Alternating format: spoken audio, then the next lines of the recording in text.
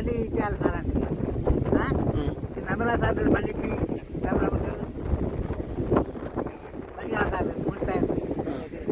నీ పేరేం పేరు? మళ్ళీ ఏ మల్లయ్య? మళ్ళీ అంటారు. మీది ఏ ఊరు? మంచాలా మంచాలనా? ఇప్పుడు ఎన్నేళ్ళు ఆయన ఇట్లా కొలుగా బట్టి? ఇప్పుడు 4 సంవత్సరాలు అయింది. ఆ? 4 సంవత్సరాలు అయింది. మరి నీకు కాళ్ళే సరిగా లేవు కానీ ఎట్లా నడుస్తావే? ఇదే బాధతోనే చెప్తున్నా ఆ. మరి బండి సాధించాలంటే ఇప్పుడు బండి ఇప్పేస్తే బండి తీసుకొని గొర్రెలు ఏమంటే ఎట్లా పోతావే? మరి ఇంటికి పోయినా సార్ పోకుండా ఆ. పోయి సార్ మళ్ళీ అక్కడైతే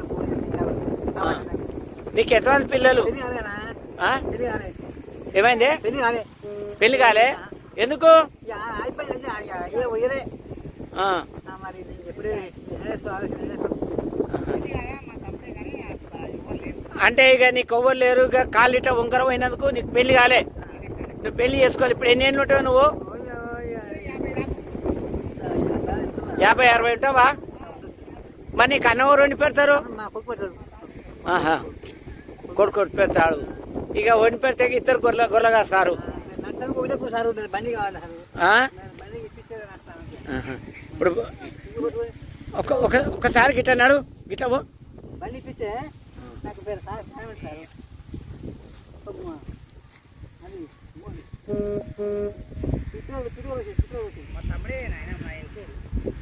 ఏమైంది చెప్పు, ఏమైంది తమ్ముడికి? మా తమ్మినికి చిన్నప్పుడు కాళ్ళు ఆతాన పోయినాయి. ఈ ఆతాన పోయి అగ్నే ఇక మెంటన్ అయిపోయినాయి. అగ్నే కాలు ఇక పోయినాయి. ఇక ఆపరేషన్ చేపిస్తే రాలే, ఇంకా అయిపోయినాయి. మరి పెళ్లి చేసినావు ఆయన? పెళ్లి చేసిన చేయలే, ఇస్తామని ఎవడు ఇయ్యలే. నీకు పెళ్లి అయిందా? నాకు కొడుకు 2 బిడ్డలు. మరి ఆయనకు అన్నం ఎవరు పెడతారు? నేనే పెడతాను. మా కోడలు వంటి పెడతాను. మా తానే ఉంటాడు. ఇప్పుడు ఈ గొర్రెలు ఎవరివి? గొర్రె మా నాయే గొర్రె. ఇప్పుడు ఆ తమిళకి ఏమన్నా ఉన్నాయా? తమ్మినికి వెళ్ళేవు గొర్రె అబద్ధమైంది. ఇక ఆయన తిరుగుతాడు, చిన్నగా వస్తాడు ఇట్లా.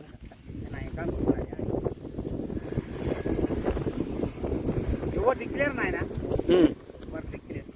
గవర్నమెంట్ నుంచి ఏమైనా పింఛన్లు వస్తున్నాయా మీకు?